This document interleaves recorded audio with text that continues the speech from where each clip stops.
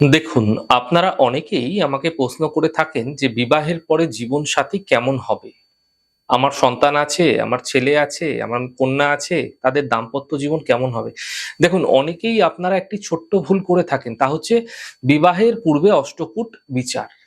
বিবাহের পূর্বে অষ্টকূট বিচারের গুরুত্ব থাকলেও আমি আমার জ্যোতিষ অভিজ্ঞতায় দেখেছি বর্তমান সময়কালের পরিপ্রেক্ষিতে অষ্টকূট বিচারের গুরুত্ব অনেকটাই কম। দেখুন, আগেকার দিনে কি হতো?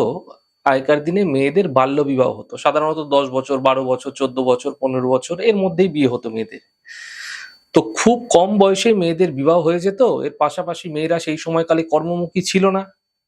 যার ফলে তাদের বৈবাহিক জীবনে বিচ্ছেদের সম্ভাবনা অনেকটাই সাধারণভাবে কম ছিল। কিন্তু এখন মেয়েরা কর্মমুখী হয়েছে। ছেলেদের থেকে মেয়েরা কোনো অংশে কম নয়। সম্ভবত সর্বক্ষেত্রেই মেয়েরা এক পা এগিয়েই থাকে। তাই বর্তমান সময়ের সাপেক্ষে শুধু অষ্টকূট বিচারের উপর নির্ভর করে বিবাহ দিলে আপনার সন্তানের বৈবাহিক জীবনে সহজে সমস্যা চলে আসতে পারে।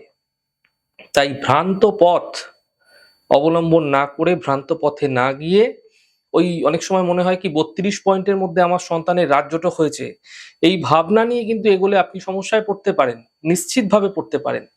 দেখুন, জন্মছকের পাশাপাশি নবমাংশ ছক মূলত জীবনসঙ্গী এবং দাম্পত্য জীবন দেখা হয়ে থাকে নবমাংশ ছক থেকে। তাই আপনার জীবনসঙ্গী কিরকম হবে এরকমটি বিচারের ক্ষেত্রে নবমাংশ ছককে বিশেষ গুরুত্ব দিতে হবে। নবমাংশ ছকে আপনার দ্বার কারক, অর্থাৎ দ্বার মানে পত্নী হলে পত্নী, পতি হলে পতি। দ্বার কারক গ্রহ যদি নবমাংশের সপ্তম পতিটি গ্রহটি ষষ্ঠ, অষ্টম, দ্বাদশ ভাব সম্পর্কিত হয়ে থাকে, তাহলে নিশ্চিতভাবে তার বৈবাহিক জীবন সমস্যাবহুল হবে, সংঘর্ষময় হবে। এবং যদি পঞ্চম এবং সপ্তম ভাব, একাদশ ভাব সম্পর্কিত হয়ে থাকে, তাহলে বৈবাহিক জীবনে মধুরতা থাকবে, প্রেম থাকবে, ভালোবাসা থাকবে, বৈবাহিক জীবন সুখের হবে। তো এক্ষেত্রে মাথায় রাখতে হবে পাত্র এবং পাত্রী দুজনেরই জন্মছক এবং জন্মছকের পাশাপাশি নবমাংশ ছক দুটোই কিন্তু পজিটিভ সংযোগ থাকা উচিত।